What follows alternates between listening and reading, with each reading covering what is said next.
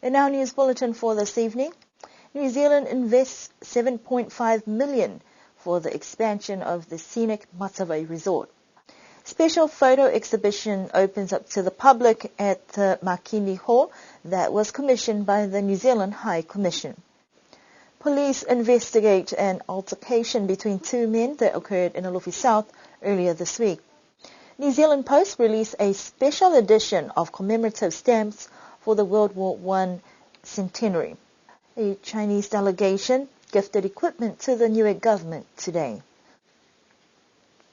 New Zealand has announced an investment of $7.5 million for the expansion of the scenic Matawai Resort. Foreign Minister Murray McCully made the announcement during a groundbreaking ceremony yesterday. Tourism is Niue's leading industry, contributing to economic growth, and the New Zealand government started supporting tourism in Niue 6 years ago, and since then tourism numbers have increased. It's a huge step towards self-sustainability, and if you look at where the budget accounts were here back in 2007, 2008, we've seen massive strides forward. I mean, doubling tourism numbers for a start has had a big impact. You've now got quite accurate measures because they've got facilities here, banking facilities that enable the GDP shifts to be measured. So the impact on the local economy has been very good. They've got a VAT, Niue consumption tax, which is the equivalent of our GST in New Zealand, so that they're able to collect a strong revenue stream. And I think on top of the incredible steps forward that have been made towards self-sufficiency already, we are likely to see a significant further step as a result of this next stage, and also some of the other associated developments that will take place around it. This latest expansion will see the development of a further 20 rooms at the Matawai and conference facilities that will enable it to cater for the small conference market. Whilst on island, Minister McCully was also able to visit the new primary school site that New Zealand is overseeing and the Vaea Farm water bottling venture and its economic potential. A public exhibition of images and photographs was officially opened at the Makini Hall on Monday this week. The selection of photographs commissioned by the New Zealand High Commission is an additional contribution towards the much-awaited centenary commemorations. It has taken the better half of a century to gain some formal recognition of the contributions of Niuean soldiers to the First World War efforts. The New Zealand High Commission has done a fair bit of work to actually make it happen. And it's come together quite nicely. The exhibition depicts Niue from 1915 forward up until the 1960s and 1970s. There's some photos earlier than that as well, back to the parliamentary visit in 1903. We'd ask all Niueans to come and look at the display, and I'm sure that many of them will see some of their ancestors and some of their family there. They'll get some enjoyment from that, we hope. But more than anything, for us, it shows the connection between New Zealand and Niue. The display will be on from 10 o'clock to 2 o'clock, Monday to Friday, for the next couple of weeks. So that's your opportunity to come and look at it. I think the public should respond extremely well. It's part of our history. And let me just say, this is not just necessarily just a New Zealand High Commission exhibition. We played a part in this as well.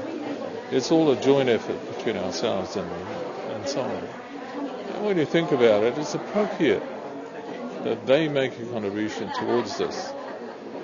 Because who came and asked us to go? They did. Plans and preparations for the historical occasion have kept the island busy, but it has also drawn some interest from Niueans living abroad as well as high-level officials and New Zealand parliamentarians. I think New Zealand is, paying some serious attention to this. That's why we've got the photographic exhibition going back to those days, and a great number of our military are going to be here, including the Minister of Foreign Affairs on Tuesday for commemorations over the next week, which eventually was a triumph, and that's the reason why we've got democracy and freedom in these countries today. But most particularly, it's to salute the families from whence they came and the island from whence they came. So it's a very serious commemoration week. It's a privilege to be here and to have been invited to be part of it. And I think it augurs well for the capital S, in the special relationship between New Zealand and the people of Niue. The exhibit at Makini Hall will be open to the public until the 23rd of October, and the images will ultimately be gifted to the government and people of Niue. Niue police are investigating an altercation that involved two people fighting in Alofi South, one of them a prominent member of the Niue Assembly. The incident occurred on Monday morning and is suspected to be related to ongoing personal grievances. It remains uncertain what charges, if any, will be laid at this point, as the investigation is ongoing and could take a couple of weeks to complete.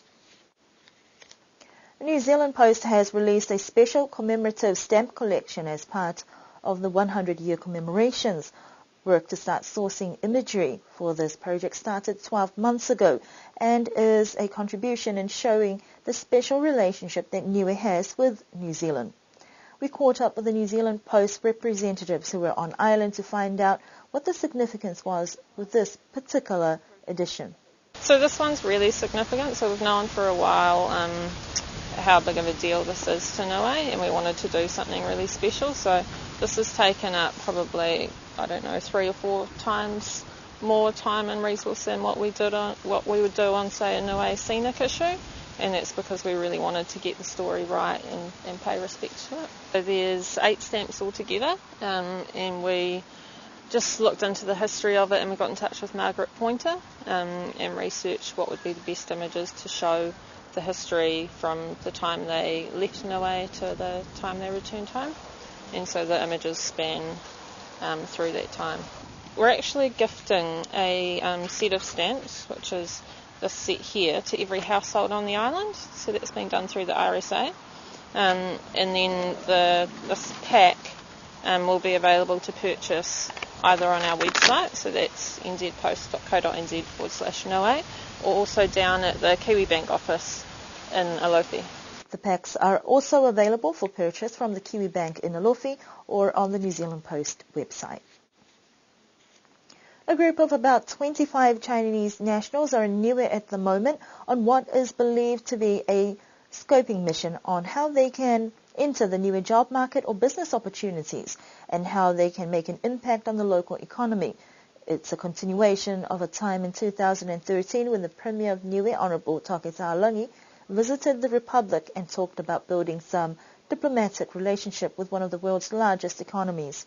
This relationship has now blossomed with its first time a Chinese delegation have arrived to enhance that relationship with a visit to the Whalefono this morning to formally meet and hand over some dental equipment for the Niue Full Hospital to the Premier of Niue, Taketahalangi. This is a relationship China is quite keen to develop with the resources available to them and benefit to Niue.